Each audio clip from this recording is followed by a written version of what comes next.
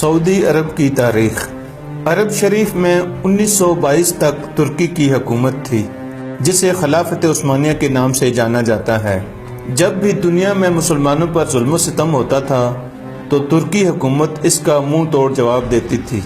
امریکہ، برطانیہ، یورپین، نصرانی اور یہودیوں کو اگر سب سے زیادہ خوف تھا تو وہ خلافت عثمانیہ حکومت کا تھا۔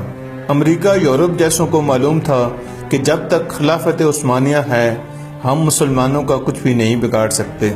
امریکہ و یورپ نے خلافت عثمانیہ کو ختم کرنے کی سازش شروع کی۔ امریکہ و یورپ نے سب سے پہلے ایک شخص کو کھڑا کیا جو کرسچن تھا، ایسی عربی زبان بولتا تھا کہ کسی کو اس پر شک تک نہیں ہوا۔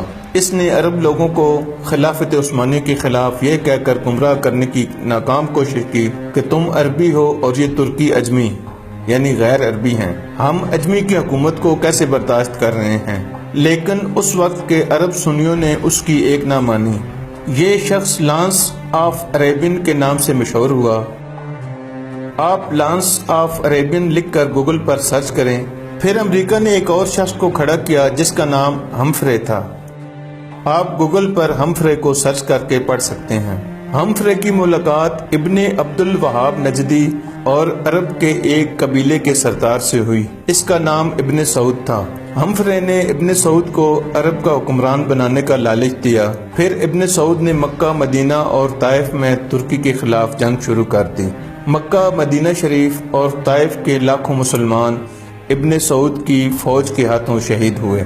جب ترکی نے دیکھا کہ ابن سعود ہمیں عرب سے نکالنے اور خود عرب پر حکومت کرنے کے لیے مکہ، مدینہ شریف اور طائف کے بے قصور مسلمانوں کو شہید کر رہا ہے، تب ترکی نے عالمی طور پر یہ اعلان کر دیا کہ ہم اس پاک سرزمین پر قتل و غارت پسند نہیں کرتے۔ اس وجہ سے ہم خلافت عثمانیہ کو ختم کر کے اپنے وطن واپس جا رہے ہیں۔ پھر عرب کے مسلمانوں کا زوال شروع ہوا۔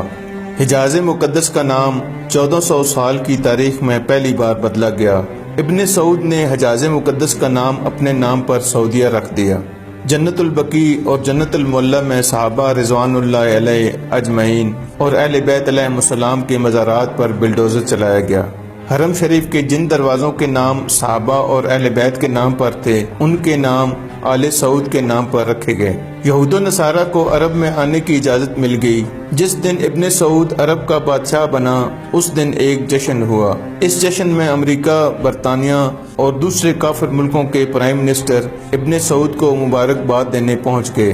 جس عرب کے نام سے یہود و نصارہ کانپتے تھے وہ سعودیہ امریکہ کے اشارے پر ناچنے لگا اور آج بھی رندوں کے ساتھ ناچ رہا ہے۔ یہود و نصارہ کی اس ناپاک سازش کا ذکر کرتے ہوئے علامہ ڈاکٹر محمد اقبال نے اپنے کلام میں لکھا ہے، وہ فاقہ کش جو موت سے ڈرتا نہیں ذرا، روح محمد اس کے دل سے نکال دو، فکر عرب کو دے کر فرنگی تخیلات، اسلام کو حجاز اور یمن سے نکال دو۔